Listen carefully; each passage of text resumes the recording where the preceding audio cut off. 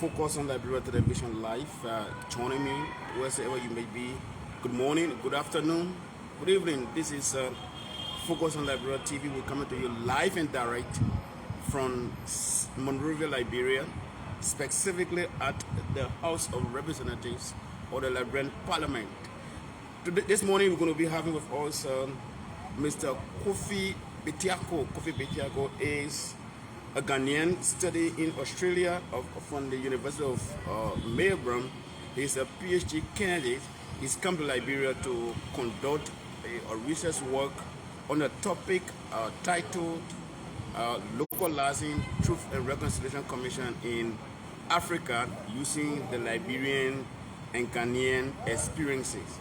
So we've took interest in speaking with him. He's been here for the past 2 weeks now. He's spoken with people in the legislature. He's spoken with ordinary Liberian citizens. He's spoken with people in the civil society area. So let me say good morning. Welcome to this live interview. So Mr. Kofi, welcome to Focus on Liberia. How are you doing? I'm good, thank you. And warm greetings to the lovely viewers of Focus on Liberia. And I'm very glad to be given this opportunity to share with you my findings so far in regards to my research that my good friend Prince has just introduced to me. Great. So tell me a little bit about yourself. Who is Kofi Bediako? All right, thank you very much. So as you mentioned, Kofi Bediako is a PhD candidate at the University of Melbourne. I'm originally from Ghana. I also did my master's at the University of Oxford in the UK. Yeah, I think briefly that is what I'm going to share. All right. So why are you in Liberia? Right, so my research topic is trying to look at a comparative study of Ghana and Liberia. So I've already done the Ghanaian aspect of my research, talking to politicians, local actors, traditional rulers and the like. And I also needed to do the same thing in Liberia to get to know exactly what is happening in Liberia regarding the Truth and Reconciliation Commission, so that I'll be able to do a very good comparative study, an informed one, and probably draw some conclusions for the broader African continent.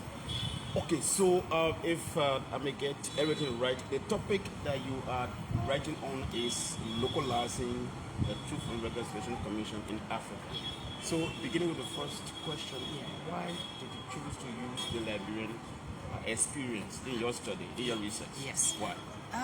It's because the Liberian Truth Commission presents some very interesting perspective that needs to be looked at, because the conflict was such that we like nobody really imagined that we'll be able to get peace in the way that it came. So how the Liberian people were able to navigate that complex situation to be able to get peace, and it's been peaceful for the past almost 20 years now. And then the issue of justice has continued to be in the public domain, because if you look at other areas where truth commissions have been done, it's in most cases after the TRC has presented its report, everything dies down, like everybody loses interest. But in terms of Liberia, I monitored constantly and realized that it was still in the public domain being discussed.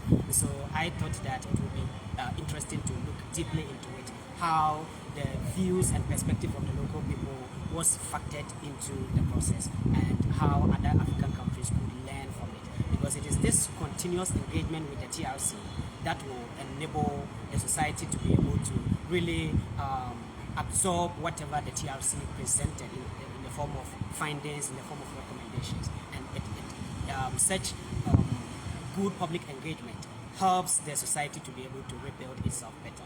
So I think Liberia really is a unique case that needs to be looked at. Great. So on the ground, what have you gathered so far? And then begin to that question is, from the view gathering from Liberians, politicians, civil society organization members, why you think is the prolonged delay in the recommendation of the PRC, the establishment of the War Crimes Code?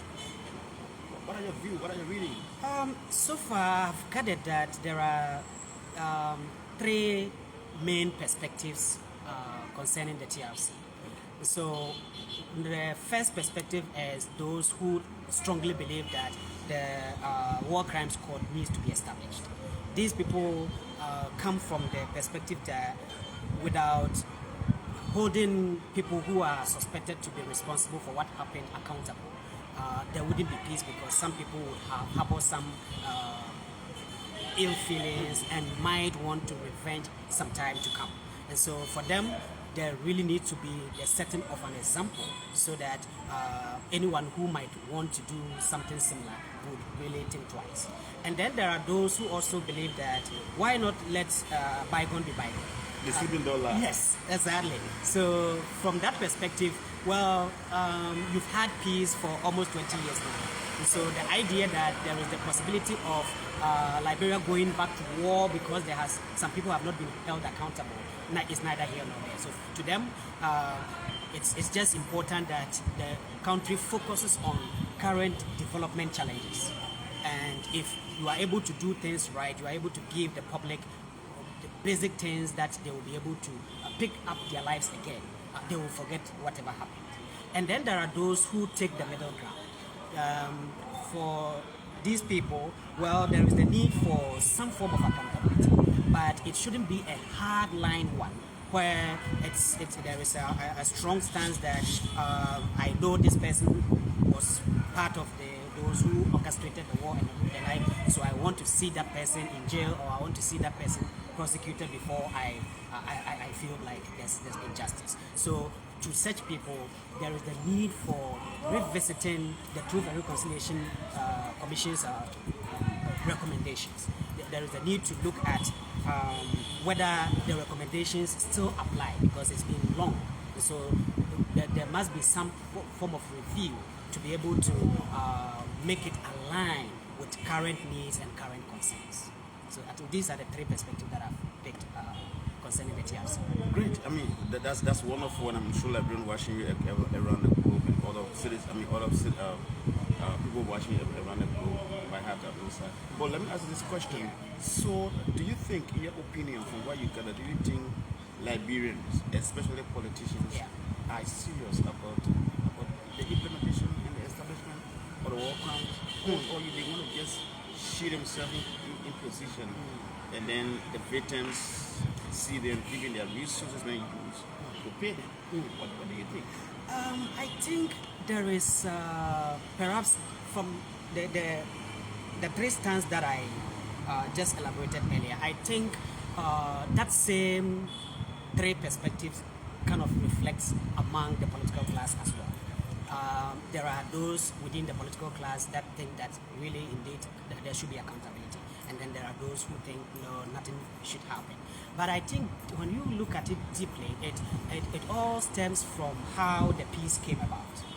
Okay, so the starting point of the TRC, the idea was hatched during the Accra Comprehensive Peace Agreement that brought about a ceasefire. And in that negotiation, warring factions were allowed to be on the table.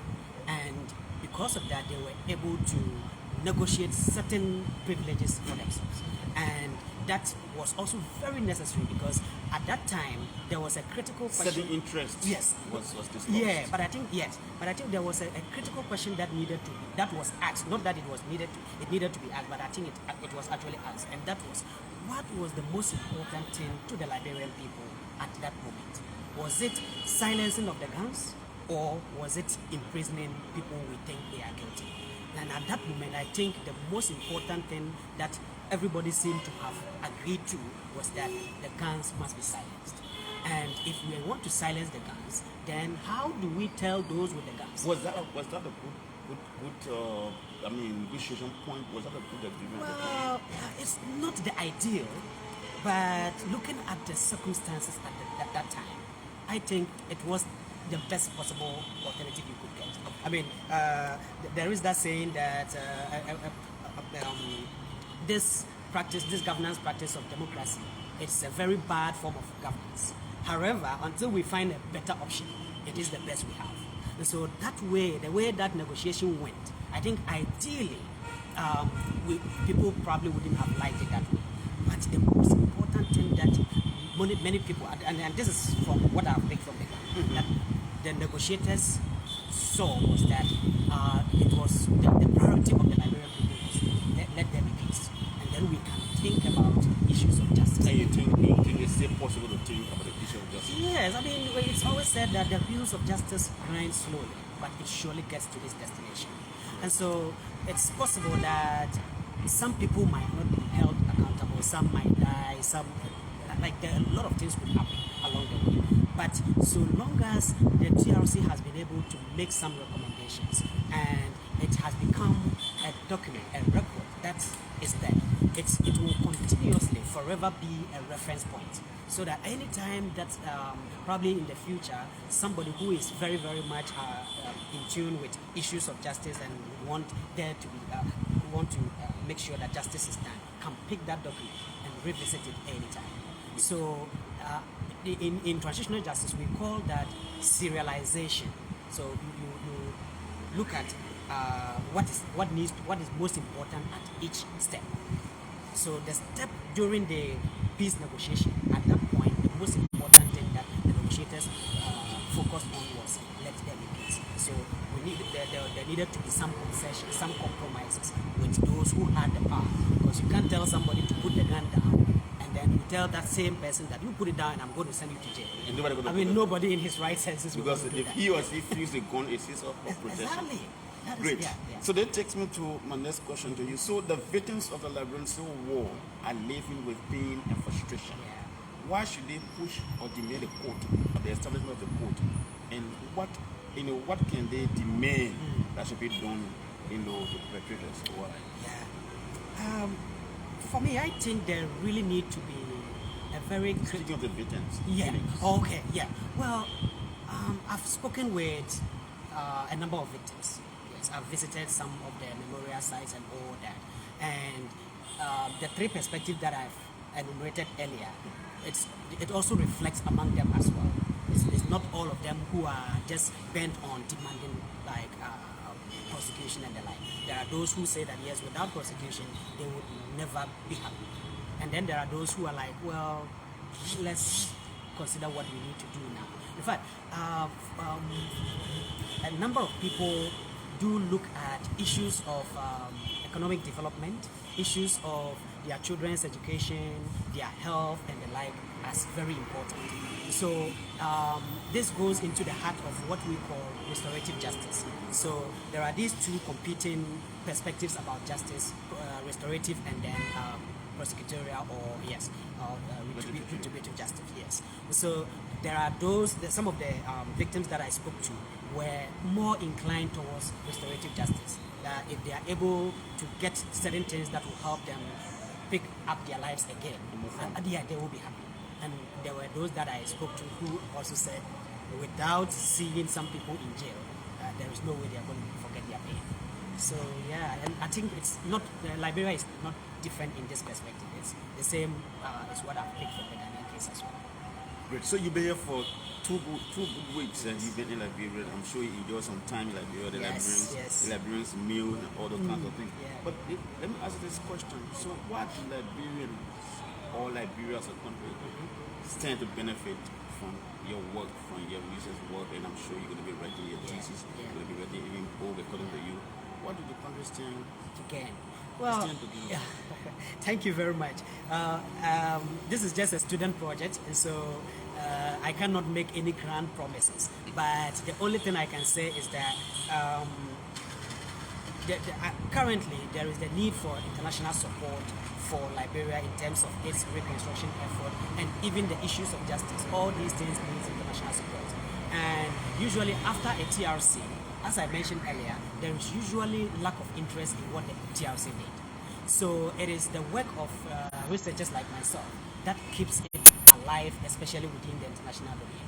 Even though I've found from my short stay here that the discussion around the TRC is very much alive among the locals. But within the international arena, there is also the need for those of us who are studying outside like that to write about it and grant interviews like what I'm doing now to tell the world about what is going on in Liberia and the kind of need, the kind of support that the country needs. And so that is what I think I can do, because I'm going to write articles from my research and probably also turn my thesis into a book. And all that, we don't know who might be reading. There might be some big people there who would come across my work and take some interest. So I think that is the area where my work will be of relevance to the library and the country. Okay. So, I mean, what do you think that the implementation of the TRC report can change in Liberia? What can it change if it is implemented? I think a lot. A lot. Yes, I think a lot. And I say that because probably you would ask that question, so let me reserve it. But I have noticed that there seems to be so much focus on the War Crimes Court and also the recommendation to bar some politicians from holding public office. This seems to be the highlight of the TRC's work. However, the TRC made 207 recommendations, and these go to the heart of development. It goes into the heart of the country's reconstruction. So I think if there is kind of interest in the TRC in such a way that all those recommendations that border with public education, making sure that public services are, the delivery of public services are like improved, and memorial, so that a lot of people will get to know what happened and it becomes a lesson so that we wouldn't go back to what happened earlier. If all these things are implemented, I think the good path that I have seen from my visit so far, I've seen that the country is on a path to recovery. And if all these things are really taken care of very well, I think it is going to speed up the reconstruction process of the country.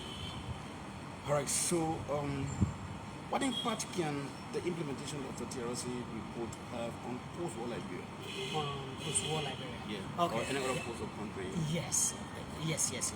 Okay. So I think for Liberia, what I just mentioned would be of relevance, like how it would help in terms of your rebuilding process. But broadly, the African continent, I think the Liberian case serves as a very good example in terms of how to keep the discussion around issues of justice alive, even when you seem to be enjoying peace.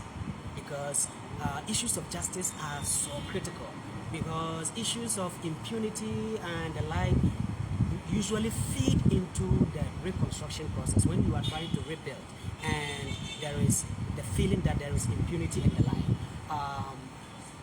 You might end up not really getting the kind of society that you want to rebuild. After war, you want to have a society where there is respect for human rights, there is a lot of like sanctity within public service and dedication to duty and all that. These things come from when there is attention to justice, when there is good focus on politicians and everybody within the country respecting basic human rights. So I think Liberia, having kept the idea of we holding certain people accountable alive, it's still in the public debate, and that serves as a very good example to other African countries that probably will be emerging from war or other forms of violence. So are there differences of opinions from that you gathered or from Liberians as it relates to the establishment of the war crime court? You said that earlier on. You said there are differences of opinions. Yes. So I don't want to be repetitive. So the last question, two last questions. Okay. You spoke of restorative justice rather than Restorative and retributive. justice. Yeah. One of the warlords whose name is on the list of almost every Liberian is Senator Prince Johnson, but he has engaged in establishing schools, church, university. Yeah. Do you think that is a way to go? Yes, I think it is, to a large extent. And that is because after a conflict like this, there is always the question of who was indeed responsible and who was innocent. It is not in my power or in the power of anyone to be able to judge that. However, if somebody really feels that because of probably my experiences through the conflict or whatever it is, I want to atone. I want to do certain things. I want to do certain things to be able to appease the people. I want to so there might be some sense of giving something back to the society. So him engaging in these things, I think is a very positive thing. Of course, as I said, it is not in my power to say that should your work should give the people. Exactly, yes, that's it. People take it to implement. Exactly, yes. So finally, before you say your last word, does the implementation, does the international community share any responsibility, for failing to establish the work plan? Because since in fact, the Accra Peace Accord was sponsored and formed by them, they play a major role. In fact, everything is about the international community. Yes. Can we say they too very naked? Yes, to a large extent. I think in one of my interviews with one of the senators, I was mentioning that an area that I will be focusing on after this research is the responsibility of the wider international community to atrocities in Africa. I have observed that usually the international partners who act as the angels when it comes to post-conflict justice usually also have a hand during the conflict and the commission of the atrocities. You think so? Yeah. How? Sometimes supporting certain leaders. Because supporting certain fashion, exactly, foreign fashion. All those things go on, and these are open secrets. So, but the moment it comes to the conflict has ended, and then there is let's look for ways to bring out justice. Now they stand back and we are giving you the money and hold these people accountable, and they are completely innocent. So I think there is the need for a refocus on how international actors are contributing to atrocities in Africa, and when we are dealing with issues of justice, some of them also need to answer. They also have questions to answer. Great, Kofi. So your final words. I mean, you've been monitored across the globe. I'm sure from Australia, where you come from your school, from your homeland, Ghana. I mean, what are your last comments or statements? Okay, thank you very much. My last words will be that Liberia is on a good path. The reconstruction process is ongoing, and peace is the most important thing. When there is peace, people will be able to, even at their individual level, strive to make their lives better. So the most important thing is peace. And so Liberians need to prioritize peace as they have done so far. And there is also the need to take a very critical look at the TRC and its work. And people must approach it with open-mindedness rather than having an entrenched position that, for me, this is what I want to see. Without that, I wouldn't be happy. There is a need to eschew such strong stance. There is a need to maintain an open mind and then engage with each other constructively to see how your country can be moved forward. And I believe if that is done, probably by the next 5-10 years, Liberia is going to be a very lovely place to visit. Great, it's been so nice speaking to you. So folks, this is Kofi Bediako. He comes from Ghana. He's a researcher. He's doing his PhD. He comes here to do a research for a TC. His PhD has been done in Australia. Thanks for watching. Thanks for following. This is Focus on Liberia TV. My name is Prince B. Moba, and we're coming to you live and direct from the legislature, from the House of Parliament here in Liberia. Behind us is the building. Just to the camera around. And of course, you can see the view of the Capitol building. And of course, we coming to you live from there. So thanks for following me. Thanks for watching. Do join us another time when we shall have resumed another broadcast. It's been a wonderful time with Kofi here. We've been with Finn, with Brian here. He spoke with senators, he spoke with representatives, he spoke with people from the civil society, he spoke with ordinary Liberian citizens. He has spoken to us. His recommendations are there. Why he's going to be doing his work to have it published for the public consumption. Until another time of live broadcast. Thanks for following. My name is Prince B. Moba. Bye-bye for now.